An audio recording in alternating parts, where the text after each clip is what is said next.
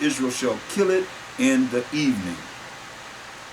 So this is what we're looking at. Now, go to Hebrews, the 5th chapter.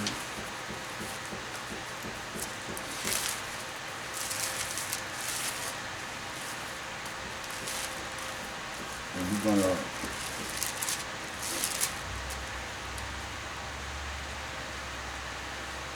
start at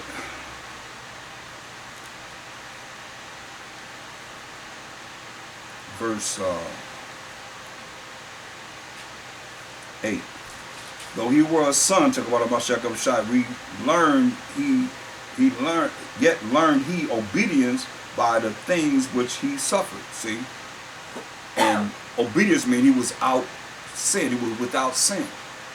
He was obedient to the Most High, his laws, statutes, and commandments. And being made perfect, see?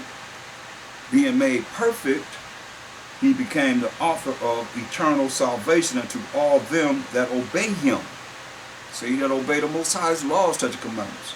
He told us in John 14 and 15, if ye love me, keep my commandments. Called of the Most High and High Priest. This is Mashiach Yahushua. He's called by the Most High and High Priest after the order of Melchizedek. That's another order that we have to come to. But you can't come to that until you understand the law of the Spirit. Of whom we have many things to say and hard to be uttered, seeing ye are dull of hearing. See? It's the same then, it's the same now. Many things to say to go to another level of spirituality, but you're dull of hearing. For when for the time ye ought to be teachers, ye have need that one teach you again, which be the first or principles and the oracles of the Most High, and are become such as have need of milk and not of strong meat. Some people need to go back to the basics, but the basics not of the law. Because the law was our schoolmaster to bring us to a Mashiach Yahushua. And once you understand the law, come into a Mashiach Yahushua, now you're going to deal with the law of the Spirit. Then once you understand that, then you can be taught the order of Melchizedek in consecutive order as such. For everyone that uses milk is unskillful in the word of righteousness, for he is a babe. Well, sometimes you got to be taught all over again. I was taught by young men, way younger than me. I humbled myself before them, because they knew. And still, if someone's young, it doesn't matter. I'm still going to be learned and taught.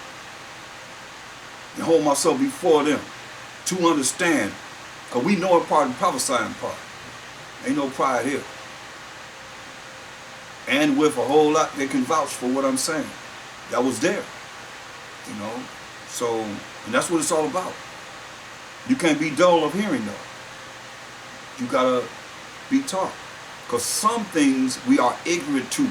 So some things we are babes to. Because I know it's something I can bring to you. I know you probably don't know. And it's something you can bring to me that probably I don't know. You see? We know in part and prophesy in part. Nobody knows it all. Like anybody say they got 100% truth, and they ain't pushing a Mashiach at all. Come on, what kind of truth you have? You ain't Mashiachim, and you ain't pushing people away from yourself to say, no, we Mashiachim. We belong to him and not this man or this woman. For that matter. Come on now. This is what's going on in Israel. I see it, I witness it, and those that are witnesses with me can vouch for what I'm saying. But strong meat belongeth to them that are of full age, even those who by reason of use have their senses exercised to discern both good and evil. And that's what we're dealing with, y'all. We're dealing with the tree of what? Good and evil. You got to be able to discern both what's good and what's evil. You got to be able to discern this. Very important. Matthew 26. Matthew 26 and 2.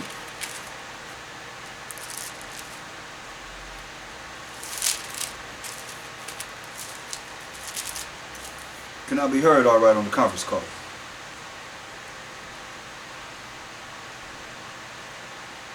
Voila. Matthew 26 and 2.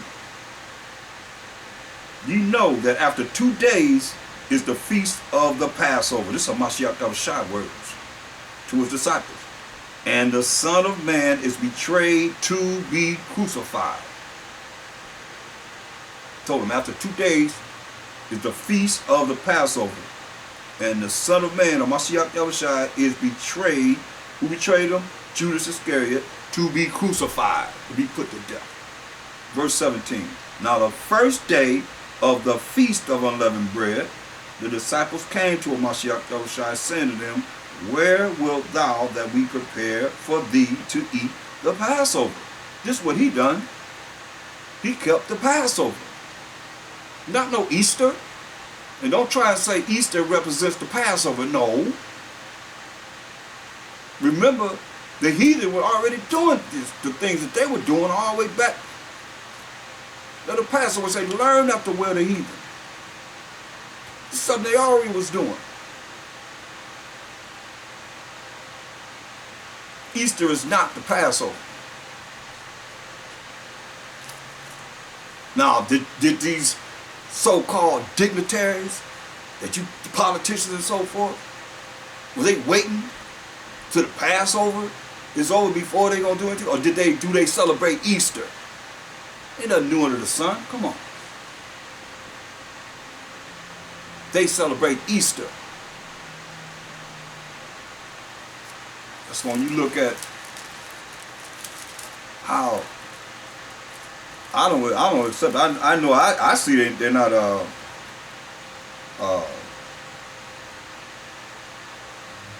honoring the Passover. I've never seen a president or House of Representatives, Senate, or any of them wait till the Passover, celebrate the Passover. They always celebrate what? Easter. Easter. So when you look at, go to Acts the 12th chapter. In verse 1. Now about that time, Herod the king, Edomite, stretched forth his hands to vex certain of the church.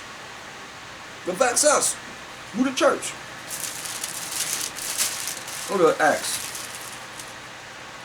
the 7th chapter, and the 38th verse. This is he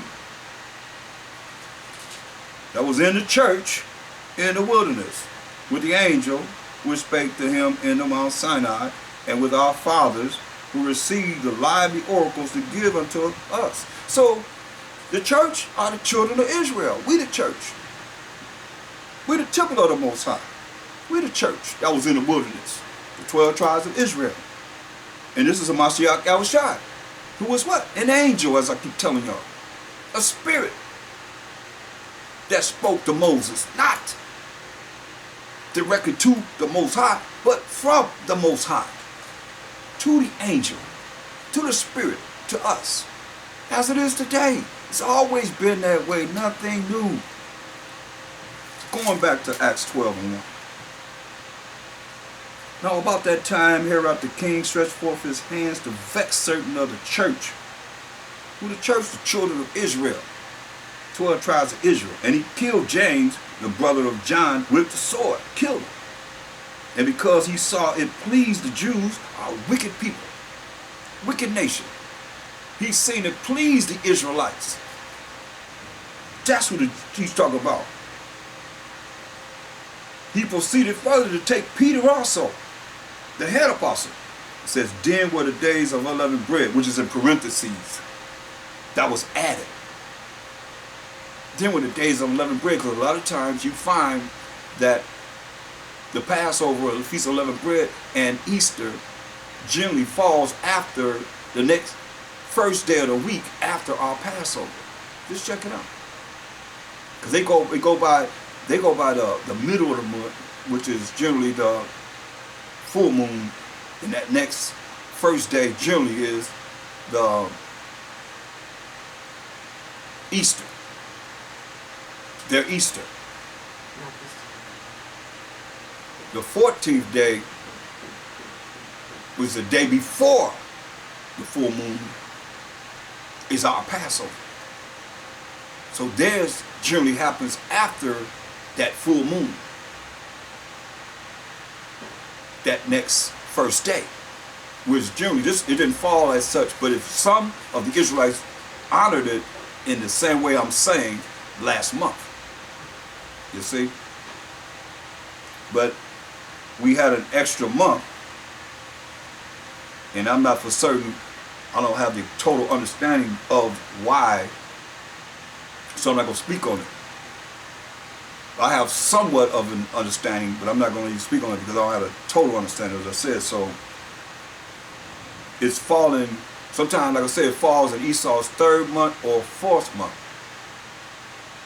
which is generally the first of our year, between the 3rd month and 4th month. A lot of times you can look in the back of your Bibles and you'll see Abib and Nisan, names that I gave you initially, and you'll see it'll be between Esau's 3rd month to 4th month. It can fall either or, but not any other months. You know, so get that straight, because it's generally around springtime, which starts Esau's 3rd month, the 21st day. So it's around that time, like I said, in the season. So we're looking at during the springtime. So let's, verse 4 says, this is Acts 12 and 4 says, and when he had apprehended him, this is Peter, he put him in prison and delivered him to 4 quaternions of soldiers to keep him, intending after Easter to bring him forth to the people. See? So, come on. You mean to tell me, like I just said, the politicians and so forth, or whoever's in charge, what do they celebrate? Easter. To this day. Not no Passover.